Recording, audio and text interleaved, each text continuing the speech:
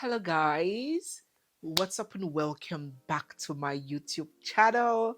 It's me, your girl barrister Neze, and this is Nezeville. In our previous video, we began discussing the viral video where Veekee James was captured advising women that virtuous women do not wait for their husbands to feed the family, that instead they feed their husbands, they feed themselves, and they feed their children and their staff. She does not wait around for her husband's money.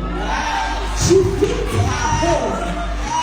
She works hard with her own hands. She feeds her husband. She feeds her children. I started by taking us back to the origin of man and rose and how civilization has forced cross-participation from both genders. And now in present day, we have more and more women working, while some levels of nurturing are also expected or demanded from the men. I ended up by pointing out that the world may have changed, but human nature hasn't. And if we heard Veekee James say, oh, women should support in the family, support their husbands, support the household, it may not have triggered people or generated as much controversy as it did when she said that women shouldn't wait for their husbands to feed the family. And when she said feed the family, she doesn't mean like cook. She meant provide for the family, be responsible for the family's upkeep, that women should instead take up that role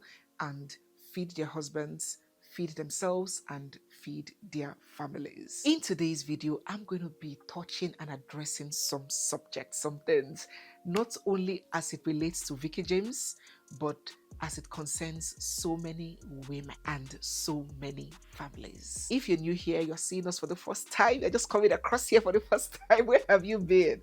Have you been in Pluto or Mercury? Anyways, you are welcome here.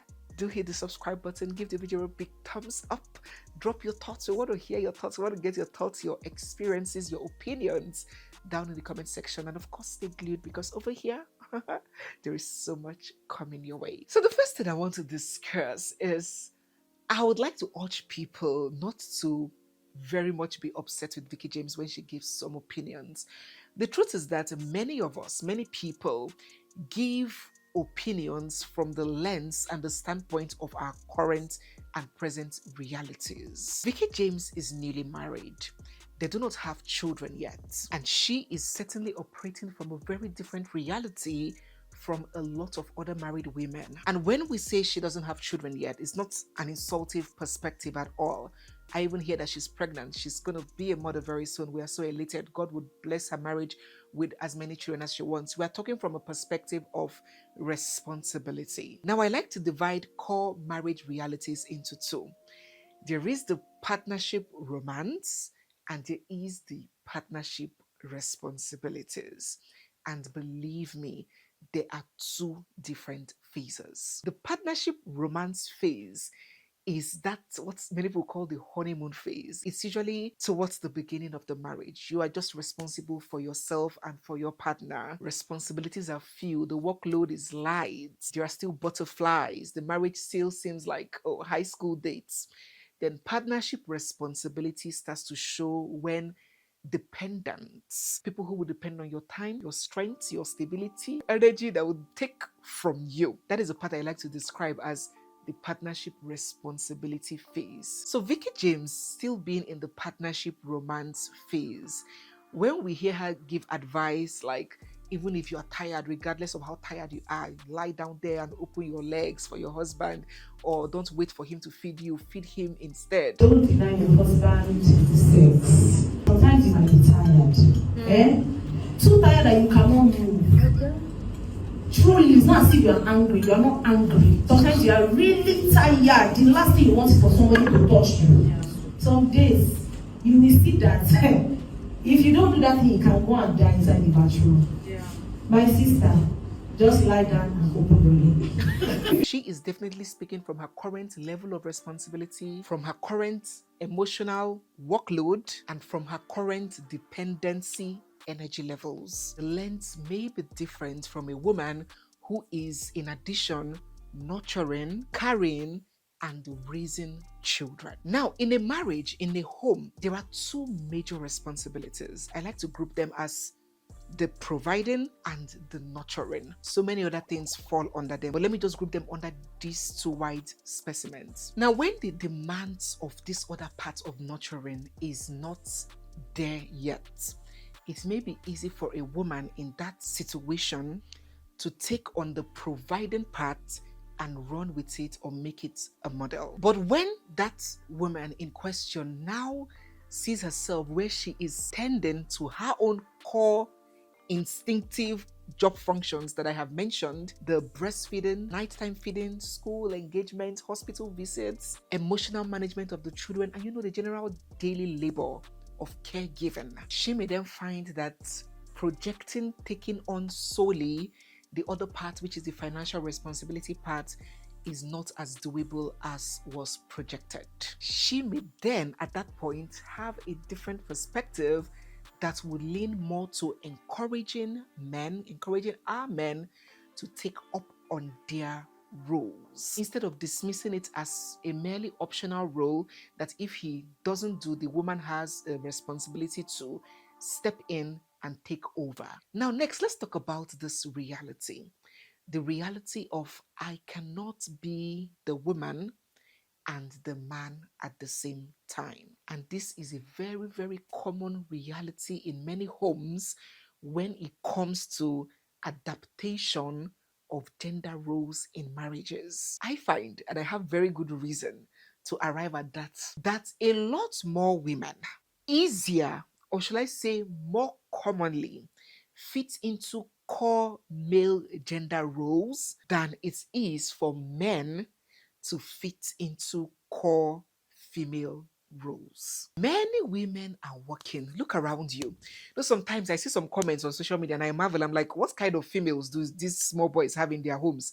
When you see some small boys say, when it comes to paying bill, go say woman. But if not man, those kind of talk. And I'm wondering, if I look around you, all the offices, banks, markets, everywhere, women are everywhere working. Women now are paying school fees, chesting bills, paying rents. Even back from our mother's times, women have always been working and contributing in the home. So even where the men cannot even meet up to their core roles, their core job functions that we're talking about, we find that many women easier transition to bear that role, that provider role, than it is for a man to fully take up the nurturing role. It is more challenging on this other side. Being the full homemaker, bathing the kids, doing chores, cooking and serving his wife and children, mending clothes, ironing, washing, cleaning, microwaving, everything, laundry, sewing, stitching, hospital visits. For men, for many men, it is not just an adjustment.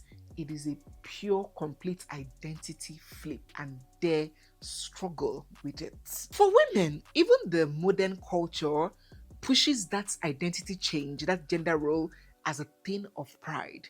So you see women take pride in being identified as a boss chick, as an independent woman, as a money maker. But for the men, the equivalent narrative depicts weakness. It seems suppressive. How many men take pride in being called the chore dad, the laundry father, or the house husband? So what this results to is that if a woman leaves the financial responsibilities for a man completely, she sits up on the other angle, on the other side, which is the nurturing, and takes on it completely. But if the man leaves the financial responsibilities for the woman to handle, he still struggles to take on the nurturing part completely. And what then eventually happens at the end of the day, when women take on the role of being the provider, which can be interpreted as this: do not wait for him to bring food to the table, be bringing the food, be feeding the house. That is the literal interpretation of how it ends. What it now translates to, based on what I've told you, is that that same woman who is the one bringing the food and providing will still have to carry on up to 75% to 90% of the other side of responsibilities, which is the nurturing and the home making parts. They will never do well on the other flip side of your intuitive role, just as you may do well when the role is flipped and you are handling his natural role. Just take note of that and know that. So before you take on this kind of advice, you need to understand the likely outcome, that you will eventually be financially responsible and domestically responsible. Thirdly, let's talk about the emotional fatigue that it brings about in women. This is a very common thing I'm talking about. A lot of women are in their marriage, and this is how it starts. When a woman in a marriage assumes the mindset of don't wait for your husband to provide, feed him instead, I'll tell you how it eventually plays out. Men, as I keep telling you, are very simple creatures. Those my kings do not like wahala in this life. Oh. If you tell a man that you can do it, you can take it, you can handle it, he will believe you immediately. It's not like a woman that maybe you travel somewhere, you want to go somewhere, you leave a little baby with your husband and he tells you will handle it. When you are there, you are still worried, you are still calling, has baby eaten? Have you done this? Have you changed diaper? Women, men, if you tell them, if you show them that you can do something, they will believe you and they will leave it for you. For example, let me paint this example to you. Maybe one of the children's school fees is due. And daddy knows that he needs to supply 20 plywood to 20 customers that day for him to get the money to pay that school fees. But he knows that he has a wife with this kind of mindset that feed him, don't wait for him. Do it, provide. Daddy's natural instincts will not be to overstretch himself. Daddy will relax and wait for that doer to do it. Doesn't make him a bad person.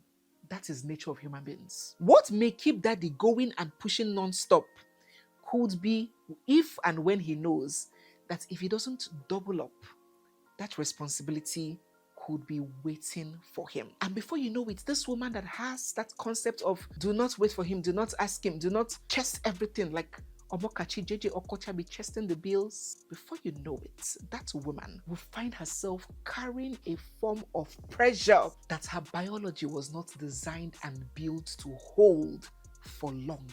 And then she begins to get emotional burnout from balancing most of the financial pressure with the nurturing pressure. Because remember I told you that nurturing pressure, 80% of it will still be with you, no matter the providing pressure that you have decided to undertake. That woman will then find herself being easily irritable, annoyed, upset, on edge, filled with resentment, exhausted. She will find herself that her femininity has been totally eroded. You know, some men, when you tell them to describe the wife material they want, they describe a feminine Incredible Hulk.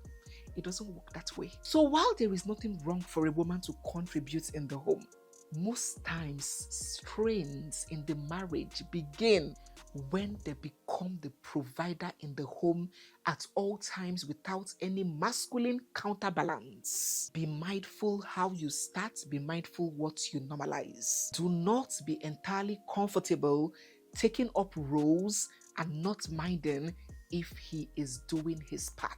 It may seem doable and sweet at the beginning, but at the end of the day, you will end up hating the man and hating yourself. The next thing that I would like to touch on is the internal collapse for the men in question here. So when I'm giving this advice, it is for your own good too. Because one thing that women do not know is that men feel worthy and desired where they are needed.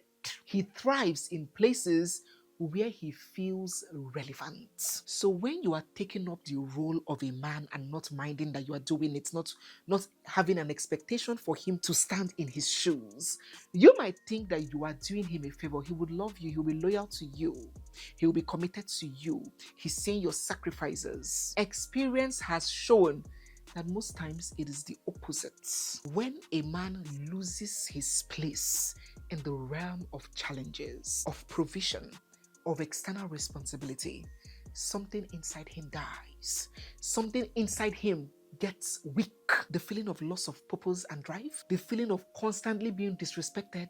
He would always feel disrespected. Even when you're not disrespectful, his ego is already on the defensive. The feeling of being unneeded, before you know it, depression and resentment will set in. The feeling of decreased confidence and self-worth. Many of them would even withdraw from leadership completely, even in the house. They'll withdraw and leave the leadership of the children and everything for you.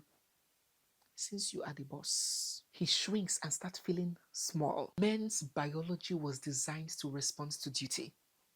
That is what ticks them. Why do you think that a woman can pay a man's house rent 1 million naira for his rent, and he will not feel as excited, as manly, as validated as when he buys recharge card for 1 300 pawpaw tomato juice in university, and the girl is so excited and jumping? He will feel more like a man, feel more happy with that girl that is jumping at what he was able to provide for her than at you that was providing 20 times of what he just provided. Because that other girl has just reaffirmed his worth as a man. While you, the feeder, he will constantly be feeling put down. You are not doing yourself or any man any good by putting him in that safe heaven that he does not need to feed you, he does not need to feed his family, or that you are okay feeding him because you are virtuous. So, what should you do instead? Because some people might be misinterpreting that I mean, oh, you must marry a man that is wealthy, you must marry a man that has more money than you. No. Or you cannot support your husband if he has a challenge. No, that's not what I'm saying. Now listen to what you should do instead. First and foremost, never try to outperform him financially from the onset of the marriage. Allow that man understand and undertake his responsibility. Why do you think that when men finally betray women that feed them, they ask them, did I beg you? When the woman is crying, after what I did, or after this I did for you, after you hear the man, most times he will say, did I beg you to do it? Allow that man understand and undertake his role as a man. If you begin and start by auto-paying for everything, he relaxes immediately. And that will become the trajectory for the rest of the marriage. That is how so many women open their eyes and put themselves in trouble. And now it's too late. Secondly, do not appear satisfied with dependency. Many of our mothers, when I say our mothers, I mean mommies of back then, that ended up being the breadwinners of the house. It didn't always start like that. Most times, daddy had jobs. Daddy was the one taking care of the family, and maybe along the line, daddy lost his job. And mommy jumped into daddy's role, not jumping in to fill up the gap temporarily, jumped in and owned the role until daddy relaxed. And that responsibility became mommy's for the rest of that family's life. So what I'm saying is not that you shouldn't support your husband at trying times. Human beings have challenging times. It is normal. What I am telling you is that you should not let go and make him feel comfortable and relaxed with dependency. And your approach does not need to be violent or through fights. You need to ask questions. You need to follow up. You need to urge him, to ginger his swagger, to give ideas, to give him small nudges and pushes, not to frustrate him. If you see that he is making an effort, there's no need to make his life a living hell. I'm talking about men who have the tendencies of relaxing and giving you the burden to bear for the rest of your life. You need to spur him. You need to ginger his swagger. You need to encourage him. You need to have conversations. Honey, what are your plans for the family? Where do you see us in the next? You need to have those conversations, not fight. You need to encourage him. By the time he answers you, in his quiet time, he will start thinking, because you're putting him on his toes, not in a negative way, but by making him feel like you still have an expectation that he rises from his rumbles. Let his brain be activated. Don't ever pretend like you are okay with that. Long time. Daddy can be down, but let it be temporal. Because many women do not know how to manage this phase, and that is how many women end up becoming the sole breadwinners of their family, in addition to being the full-time nurturers, while daddy will have enough time to gallivant and carry side chicks. Men respond to challenge, to responsibility, and to growth. And comfort is the enemy of masculinity. Thirdly, please do not reward laziness. Paying all his debts and overhandling all the challenges. How will his brain spur him to hustle? What would ginger him to hustle? When you are funding his dreams while he is idle, how will he be motivated to make a change? When you are making excuses for him instead of encouraging him to upskill, instead you are shielding him from responsibilities, how will he have the drive or feel the need to think outside the box and take action. Once the man feels he's being murdered, sharply he would assume his child role and put his thumb in his mouth. While being supportive, let us not constantly reward laziness. Let us encourage our men to fill up that role of feeding their families. And for the men, lastly, for the men, I want to encourage you. Do not ever lose your relevance in your home by relinquishing all your duties to your wife. If you sit down and wait for a woman to be feeding you, it may seem sweet at the beginning, but in the long run, at the end of the day, you will see what comes when a woman feeds a man for a long time. Because there is something that comes with it, and you will see it one. And that's why sometimes when I hear our abroad men crying, I make her a nurse. She is nursing. She now disrespects me. She doesn't do this for me again. After I saw her through school, I'm always quick to ask, brother, did you lose your relevance as a man?